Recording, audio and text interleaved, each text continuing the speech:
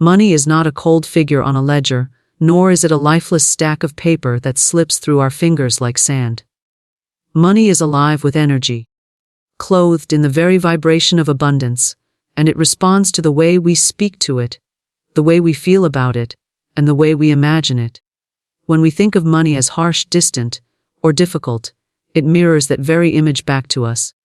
But when we soften our hearts and approach it, as we would a cherished companion, money reveals itself to be warm, generous, and faithful.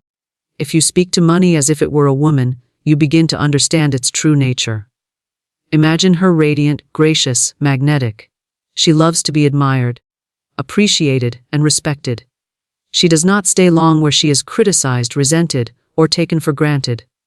But when you recognize her beauty, when you welcome her presence with gratitude and reverence, she lingers, she multiplies, and she brings joy to every corner of your life. Many chase money with fear and strain, as if pursuing a woman with desperate hands and anxious words. Yet, no true lady responds to desperation. She responds to confidence, to calm assurance, to the knowing that she is already yours. Speak to money with tenderness. You are welcome here. I honor you. I rejoice in your presence. And like a beloved woman, she will return that affection 100-fold. Money is sensitive to tone. Whisper to her words of love, not of lack. Say not, I never have enough, for those are words of rejection. Instead, speak with trust. You are always arriving at the perfect time. You come to me in streams of plenty. You delight to stay with me. Just as a woman delights in hearing of her worth, money delights in being recognized as a source of blessing. Treat money as a companion, not a servant. She is not here to be forced or commanded harshly, but to walk beside you in harmony. Invite her to the table of your life as you would a dear guest. Prepare a place for her by clearing away thoughts of fear and resentment. Set the table with gratitude, with joy, with expectation of good. And watch how willingly she sits, how easily she flows, when she feels honored. Every thought of lack is like a sharp word to her gentle ears, pushing her away.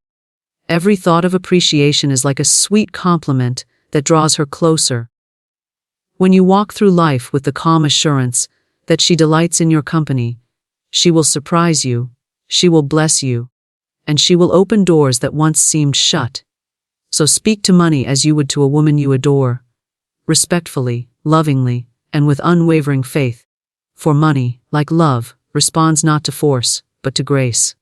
She longs to be courted with joy, and once she knows she is safe in your presence, she will remain faithful, abundant, and ever-flowing. Money responds to energy, not force. This is the truth that lies beneath every struggle, every victory, and every experience we have with wealth. For money is not bound to figures, digits, or dusty coins, it is bound to vibration.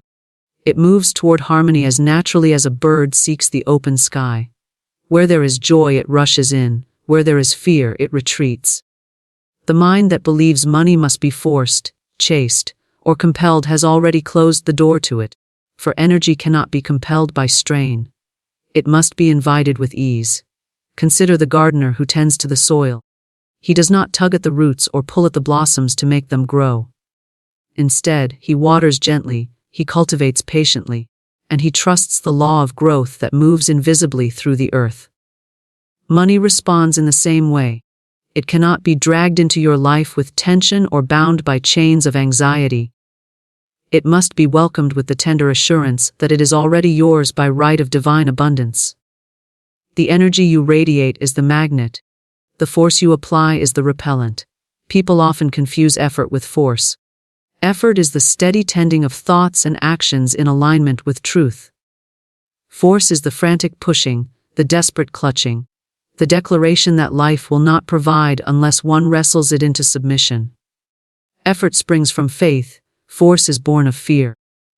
When you attempt to force money into your life, you speak silently that you do not believe it will come willingly, and so you create resistance. Yet when your energy is calm, confident, and expectant, money arrives as a willing guest, not a reluctant captive. Think of the music of a harp. Each string vibrates with a tone that harmonizes with the touch. If you strike harshly, the sound is jarring, discordant, unpleasant. But when the touch is light, reverent, and precise, the harp sings with beauty. Money is like that harp. It vibrates with the energy you send forth. Harsh tones of worry, anger, or complaint set up a discord that drives it away. Gentle tones of appreciation, joy, and trust invite it to sing in your life. Energy is not merely thought, it is the atmosphere of the heart. You may speak words of prosperity outwardly, but if inwardly your heart is anxious and doubtful, the energy you transmit will still be that of lack. Energy cannot be masked, for it is the true current beneath all actions. One person may work tirelessly, but if they work from fear, their labor becomes a struggle that yields little. Another may move with ease, confident in unseen supply, and though their actions seem lighter, opportunities and wealth flow to them naturally. This is the difference between force and energy. Imagine a stream flowing through the land. If you thrust your hands into the water to capture it, most of it slips away between your fingers. But if you cup your hands gently, the water rests there, filling the space you created. Force is the thrusting hand, energy is the open palm. Money, like water, fills the vessel of consciousness prepared for it. The vessel is not built by demand but by alignment, by creating the shape of expectancy, gratitude, and ease. When people force money, they also force themselves into bondage. They toil without joy, sacrificing peace in the name of gain. Yet the gain they achieve often dissolves, because it was born of resistance. They labor under the illusion that more effort will equal more abundance. Yet energy defies that equation. It is not how hard you push, but how clearly you align with the truth that supply is infinite and already flowing. Energy opens the gate, force only wears down the one who pushes. Observe the world of nature, for it reveals this principle in every season. Flowers do not force themselves to bloom, they respond to the energy of the sun, the rhythm of the rain, the pulse of the earth. Birds do not beat their wings in panic to reach their destination, they ride the currents of air, aligning with invisible streams that carry them farther than force ever could. Money is a natural current of life, and to align with it, one must be like the bird, not the struggler. The bird trusts the wind, the struggler distrusts the current and exhausts himself in vain resistance. When you stand in the consciousness of abundance, you do not need to plead or strain. You recognize that money is not outside of you, but an expression of the energy within you.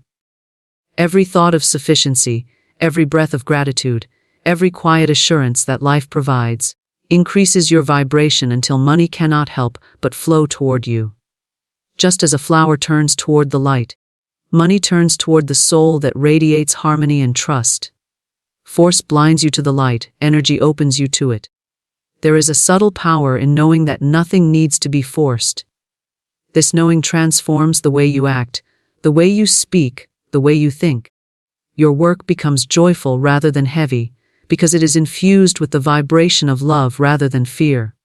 Your conversations shift, because you no longer speak of lack or worry, but of plenty and possibility. And your inner life changes most of all.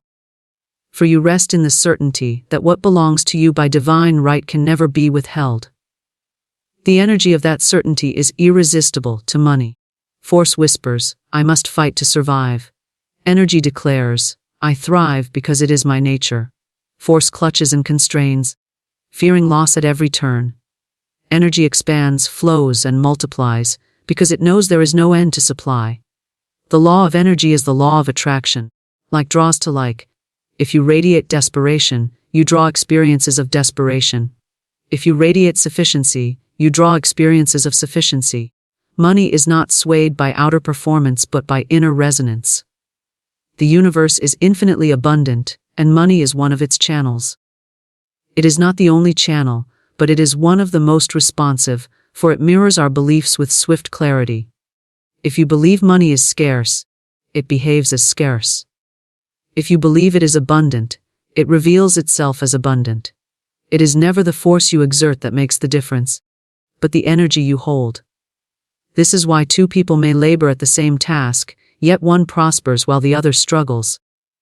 The difference is not in the labor but in the vibration. To know this truth is to step out of struggle and into flow. You need not strive endlessly to capture money as if it were a wild creature fleeing your grasp. It is drawn to the calm field of energy you radiate when you know that you are already one with supply. It hears your song and responds, not to the clamor of force, but to the harmony of faith. When your energy is right, money finds you without struggle, without chase, without strain. It comes because it cannot resist the invitation of joy, trust, and gratitude. Treat money with admiration, not fear. For what you admire, you draw closer, and what you fear, you push away. Money is sensitive to the atmosphere you create around it, just as a person responds to the tone with which they are addressed. If you speak of money with resentment, suspicion, or hostility, you create an energy that makes it unwelcome. But if you speak of money with gratitude, with praise, with genuine admiration for what it can do, you create a magnetic bond that allows it to flow into your life with ease. To admire money is not to worship it, but to see its beauty as a servant of good. Fear sees money as a tyrant, a cruel master who withholds, who slips away, who punishes. Admiration sees money as a companion, a faithful ally, a means through which blessings multiply. When you admire money, you are not bound to greed. Rather, you acknowledge the elegance of the energy it carries. You recognize that money, when respected, brings joy, creates comfort, and allows you to bless others.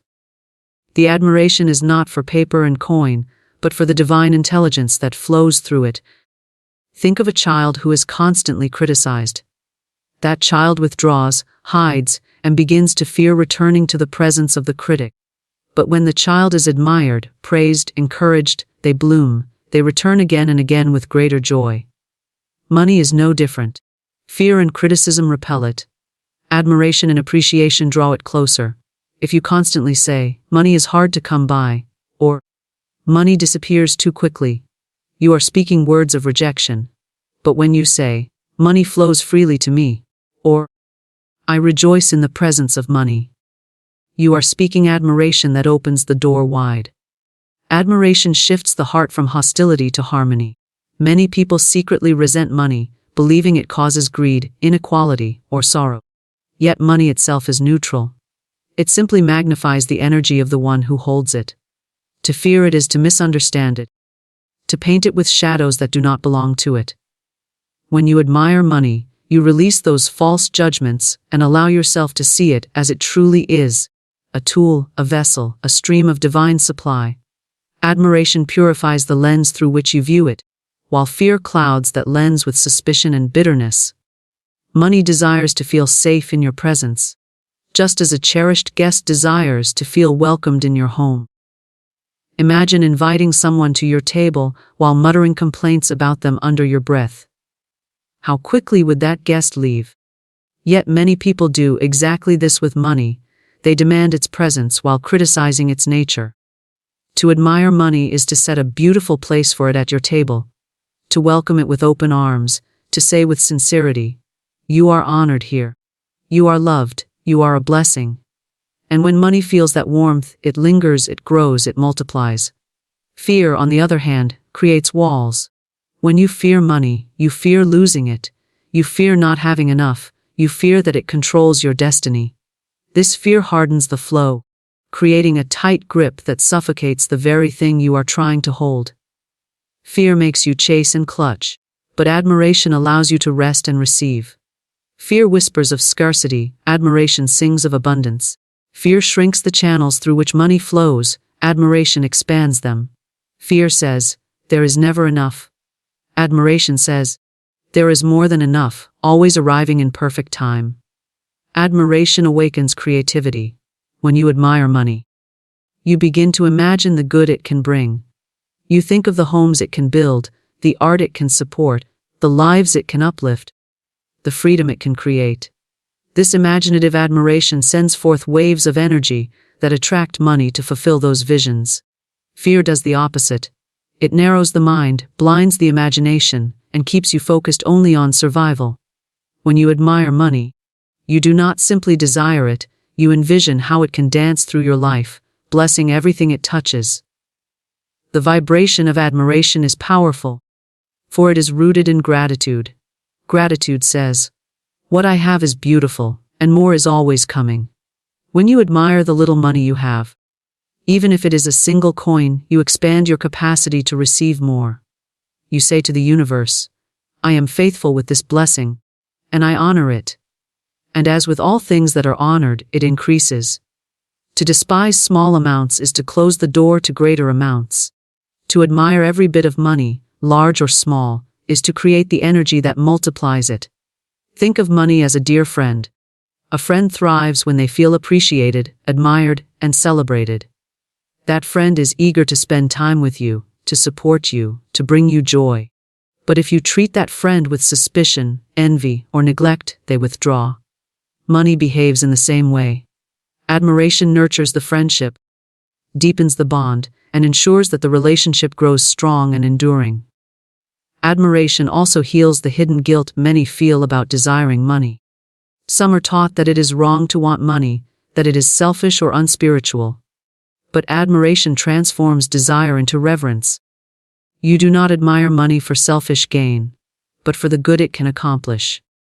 You admire it as you would admire a tool of great craftsmanship, knowing that in skilled and loving hands it can build wonders. To admire money is to say, this too is part of the divine abundance of life, and I rejoice in its presence. The energy of admiration is gentle but commanding. It does not beg or plead. It simply recognizes the beauty of money and trusts that beauty to reveal itself more and more. Fear shouts and clings, but admiration speaks softly, yet with irresistible power. Money hears the tone of admiration and responds eagerly, for it longs to be where it is cherished. It is drawn to the light of appreciation like a moth to the flame, unable to resist the glow of genuine praise. Every thought of admiration is a seed planted in the soil of consciousness. Those seeds sprout into experiences of prosperity, for the soil of admiration is fertile with expectancy. When you admire money, you affirm that it is good, that it is welcome, that it is free to flow. That affirmation grows into circumstances, opportunities, and blessings that reflect the energy you have sown. Fear plants seeds of doubt, which grow into weeds of struggle. Admiration plants seeds of joy, which grow into gardens of plenty. Money is not meant to be feared, but to be loved, appreciated, and admired as a divine expression of supply. When you treat it with admiration, you align yourself with the law of increase, the eternal principle that whatever is praised and honored multiplies.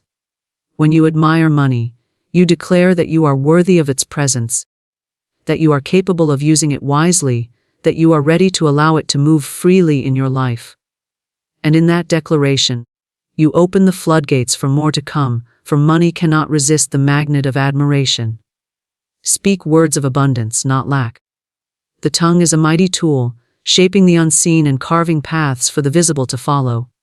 Every word carries vibration, and vibration becomes form.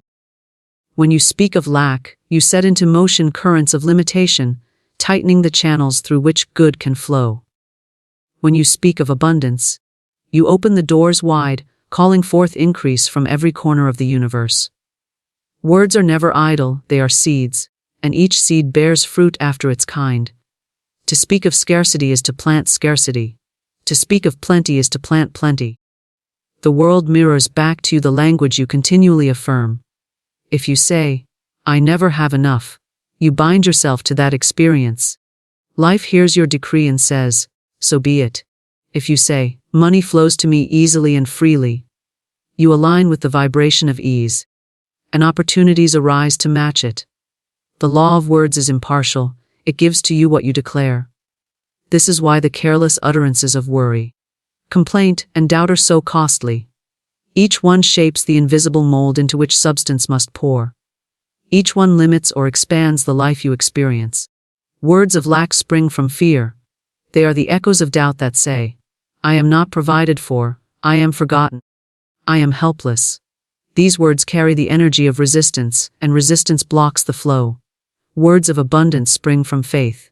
They say, I am always supplied, I am cared for, I am guided. These words carry the energy of trust, and trust releases the flow. To speak abundance is not to deny reality, but to create a higher reality. It is to acknowledge the truth that supply is infinite and that you are one with it. Consider the gardener who speaks to his plants. When he praises them, tends them, and encourages them, they grow with vigor. If he scolds them, curses them, or declares them weak, they wither. The words carry energy that the plants respond to, for life recognizes vibration. Your financial life responds in the same way. Speak kindly to your money. Speak confidently about your prosperity. Speak affirmations that honor abundance, and watch how your experience begins to align with those declarations.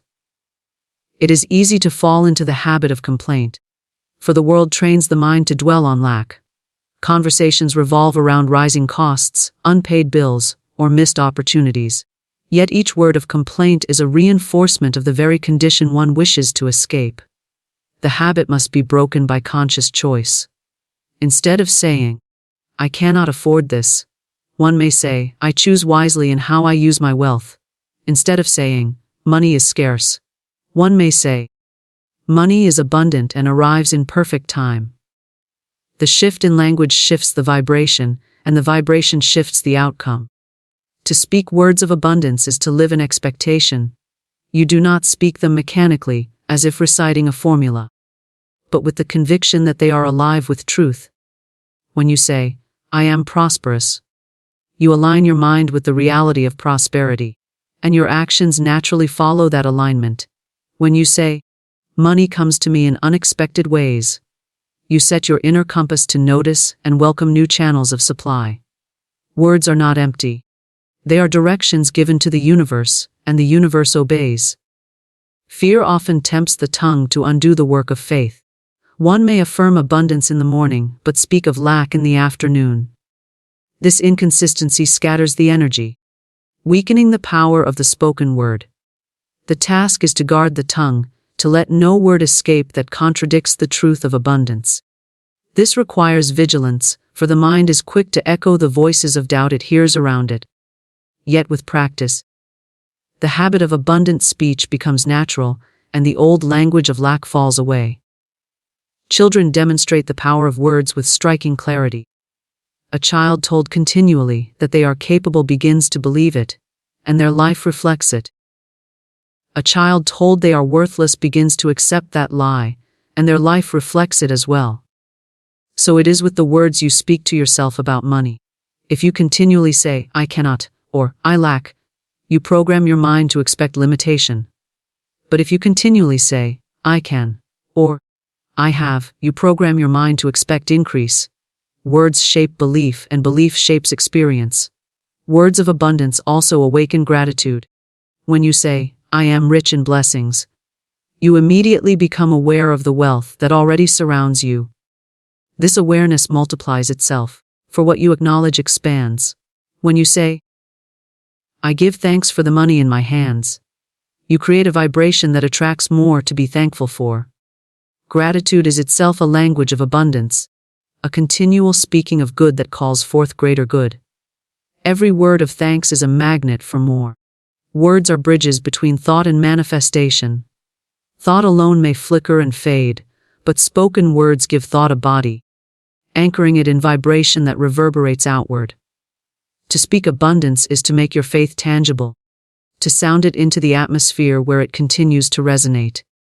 Even when the outer evidence is not yet visible, words of abundance carry the power to summon it. They hold steady the pattern until substance takes shape. Many believe they must wait until they see abundance to speak of it.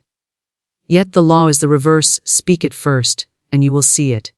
To say, "I am prosperous," when prosperity is not yet evident is not delusion, it is creation. You are declaring the truth of the unseen until it becomes seen. This is the very essence of faith, to call those things which are not yet visible as though they were. Words of lack deny that unseen truth, words of abundance affirm it into being. Every circumstance is subject to change, but the spoken word plants the seed of that change. If the current condition is lack, speaking words of abundance begins the transformation. It may not happen instantly, for seeds take time to sprout, but the process begins with the first declaration. Each repetition waters the seed, each affirmation nourishes it, until the harvest of abundance appears.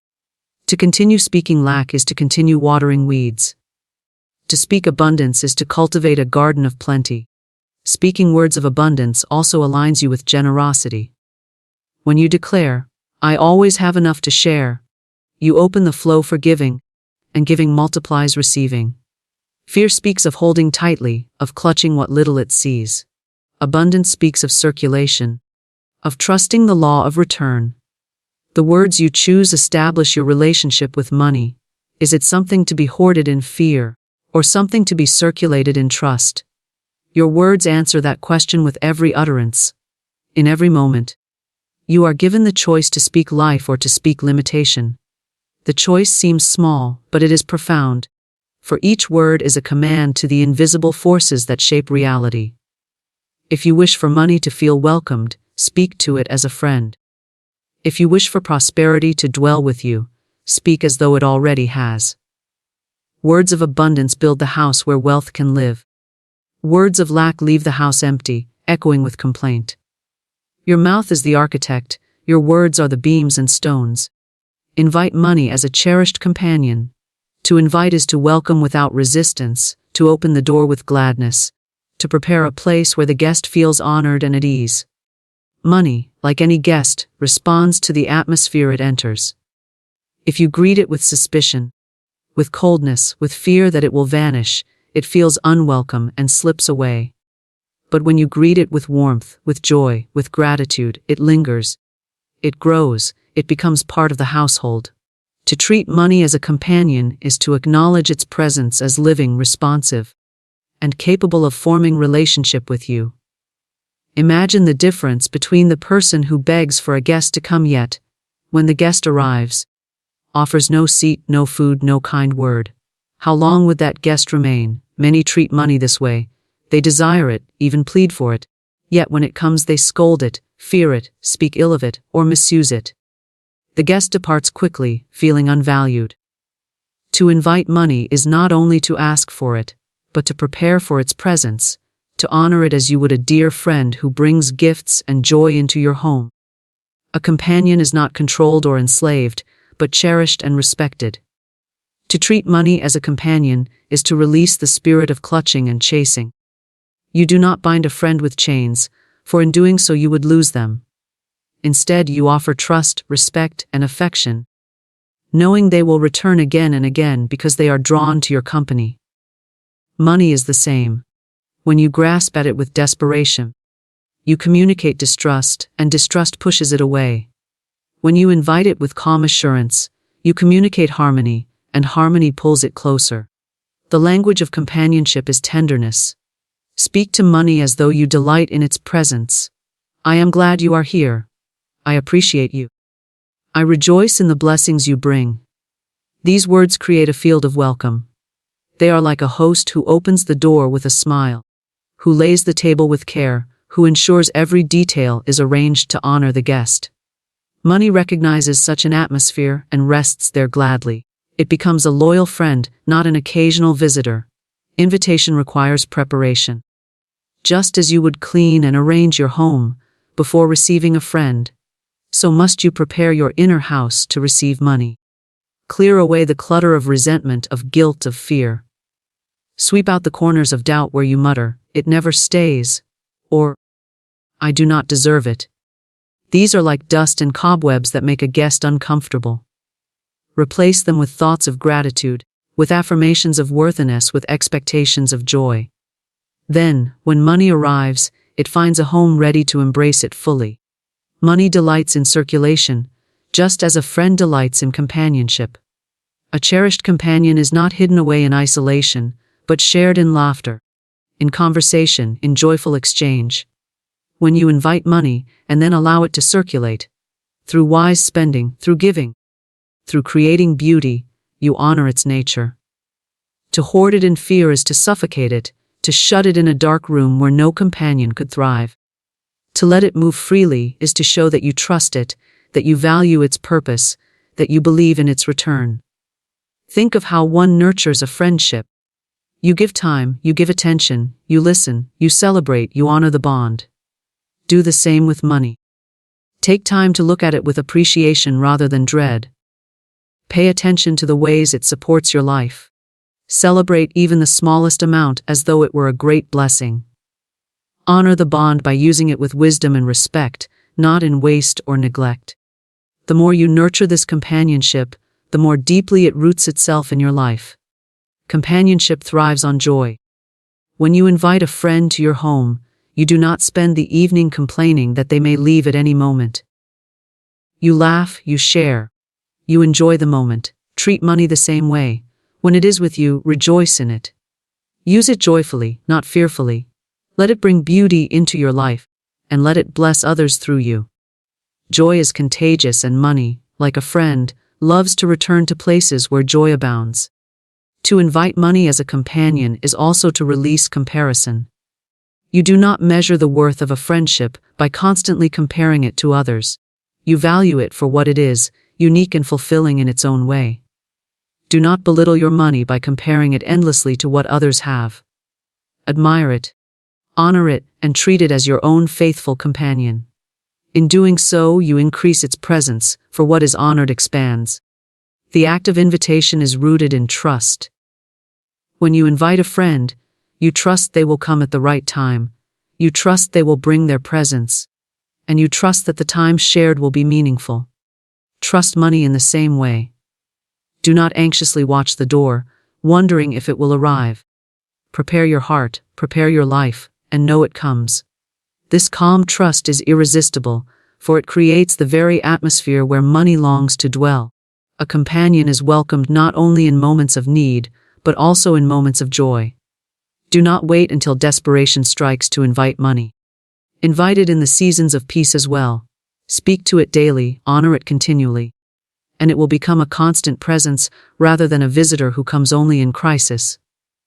Just as a friend remains close when valued consistently, money remains close when appreciated consistently. Money, as a cherished companion, brings gifts when treated with love. It brings freedom, opportunity, comfort, and the power to bless others. But it also requires that you recognize your role in the companionship. You must be a good host. You must be respectful, appreciative, and wise. You must not scold it for not being enough or despise it for leaving too soon. Instead, you must greet it warmly, care for it well, and release it joyfully when it moves, trusting always in its return. To invite money as a companion is to create harmony, not struggle.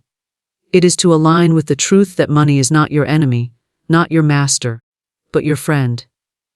It is to treat it with the dignity it deserves, knowing that in doing so you create a bond that grows ever stronger. Money responds to welcome as surely as any companion does, and when it feels truly cherished, it will not wander far, but will find its home with you. Gratitude and respect keep money flowing. Money, like all forms of energy, seeks the path where it is most honored. It does not thrive in neglect, in complaint, or in resentment. It thrives where it is appreciated, where it is spoken of with kindness, where it is treated as a blessing rather than a burden. Gratitude opens the heart and widens the channels through which money enters. Respect secures those channels, ensuring that what comes is valued and multiplied.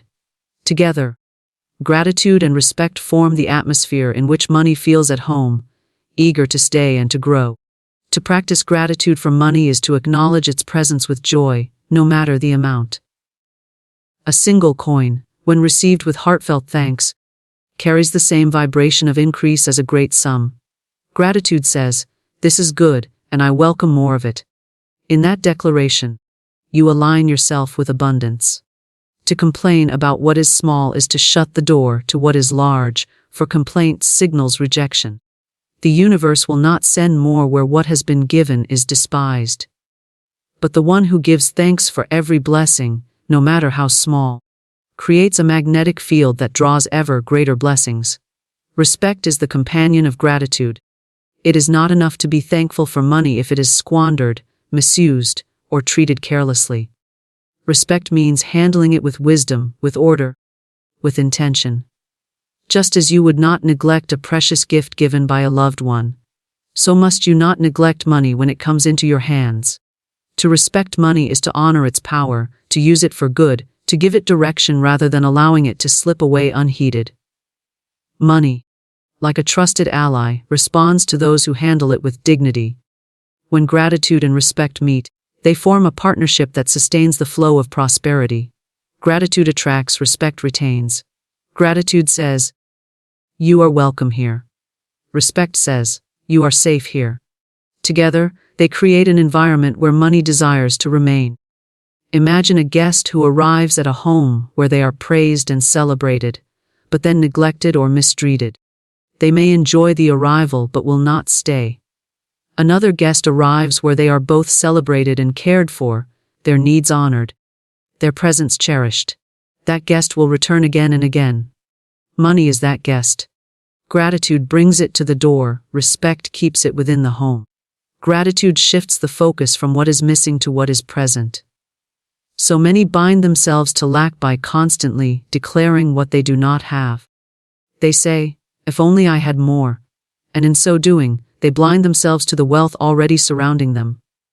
Gratitude clears the eyes, revealing the abundance that is already here. The air you breathe, the food you eat, the roof above your head, the opportunities before you. These are all forms of wealth. To give thanks for them is to recognize abundance in its many shapes, and recognition multiplies what is seen. Respect then takes this recognition and translates it into wise action, ensuring that every gift is used well, every resource honored. Respect also means speaking of money with reverence. Harsh words, careless jokes, or constant complaints about money create an energy of disrespect that repels it. Just as no person enjoys being belittled, money does not linger where it is spoken of with disdain. Speak instead words that uplift. Say, "I am grateful for the money in my life. I use it wisely. I honor it as a channel of good." These words form a vibration of respect, and money responds with loyalty. Every word is either a welcome or a rejection. Respect ensures that every word spoken is a welcome. Gratitude cultivates joy in giving. When you give money with a thankful heart, you release it into the world with positive energy. That energy returns to you multiplied. For giving and receiving are one continuous flow. If you give reluctantly, with resentment or fear, you cut the current and block its return. But when you give with joy, with gratitude for the ability to give, you expand the channels through which more flows back. Respect ensures that your giving is thoughtful, directed where it can do the most good, rather than scattered carelessly. Gratitude empowers the act. Respect guides it. Money that is respected multiplies naturally. Think of a farmer who respects the seed he plants. He does not throw it into barren ground carelessly. He chooses fertile soil, waters it, tends it, and waits with patience. The harvest comes because the seed was respected. Money, too, is a seed. When it is planted wisely, in investments, in acts of generosity, in ventures that uplift, it grows. To waste money without thought is to throw seed into rocky ground. Respect is the careful tending that ensures multiplication. Gratitude waters the seed, calling forth the harvest. Every act of gratitude shifts the vibration of your being into alignment with abundance. When you awaken each morning and say, "Thank you for the money that flows to me," you set the tone for the day. You align with the law of increase, declaring that you expect good. When you respect the money in your care, perhaps by organizing your accounts, using it for nourishing purposes, or setting aside a portion for future growth, you affirm that you are a trustworthy steward. Money loves to remain with those who honor it, for it knows it will be used in harmony with its purpose. Respect is also shown through balance. To overspend is disrespect, for it treats money carelessly. To hoard in fear is also disrespect, for it denies the flowing nature of money. Respect walks the middle path, using money wisely and allowing it to circulate freely. Gratitude adds the spirit of joy to this balance, ensuring that every use of money is accompanied by appreciation. Together, they form the rhythm of flow, receiving with thanks, using with wisdom, releasing with joy, and welcoming more with trust. Gratitude and respect transform the relationship with money from one of struggle to one of harmony. No longer is money something to be chased, feared, or criticized. It becomes a friend, a partner, a companion that delights to remain with you. Each time you say, "Thank you," you strengthen the bond. Each time you treat it with care, you deepen the trust. Money flows where it is wanted and stays where it is honored. Gratitude calls it forth, and respect gives it a home.